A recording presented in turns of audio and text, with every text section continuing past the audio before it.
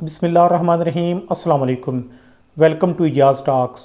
RJ Mahwish DG Khan के साथ एक इलाका है कोट छोटा, वहाँ की रहायशी थी। बड़ी मुश्किल ज़िंदगी उन्होंने गुजारी, बहुत ज़्यादा मेहनत की अपने बच्चों के लिए। फिर यूट्यूब चैनल बनाया, यूट्यूब चैनल कामयाब हो गया, अल्लाह पाक का बड़ा करम हुआ उन पर। फिर ज़िंदगी जो थी वो काफ़ी बेहतर हो गई। उनकी एक बेटी थी मुस्कान ज़हरा, जो अपनी माँ के साथ व्लॉग बनाया करती थी। उसकी मंगनी कर देते हैं, वो एक यूनुस गुरचानी लड़का था उसके साथ। तो बाद में वो लड़का अपनी किसी वजह से वो इस दायरा फ़ानी से चला जाता है। एक गफलत होती है जिस वजह से वो इस दुनिया को छोड़ देता है।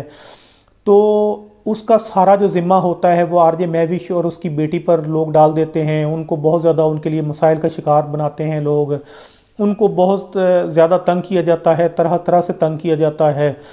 उसकी बेटी को बहुत ज़्यादा तंग किया जाता है, उनको बहुत ज़्यादा बातें की जाती हैं, जिस वजह से वो बहुत ज़्यादा मुश्किल का शिकार थे, मुश्किलात का शिकार थे, बहुत ज़्यादा परेशान थे।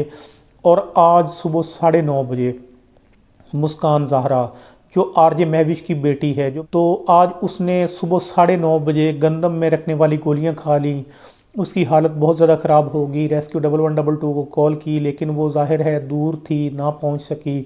तो एक वहाँ पे कोई करीबी गाड़ी थी, उस पर डाल के तो उसको कोट छोटा एक हॉस्पिटल में लेके गए।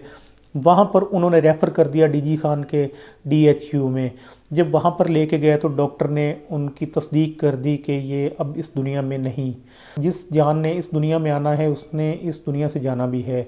तो हमें सोचना चाहिए, हम एक पल भी नहीं सोचते कोई भी फ़ैसला लेते हुए कि हमारे माँ बाप के दिल पर क्या गुजरेगी, जिन्होंने हमें बड़े प्यार मोहब्बत से नाज़ों से पाला है। वो माँ बाप क्या करेंगे बाद में, क्या दुख क्या तकलीफ़ होगी उनके दिल पर। तो बच्ची ने जो भी किया नादानी में कर बैठी।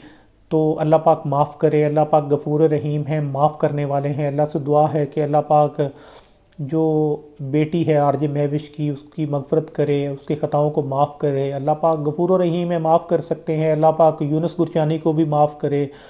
तो इसी के साथ ही इजाज़त चाहते हैं। अल्लाह निगहबान।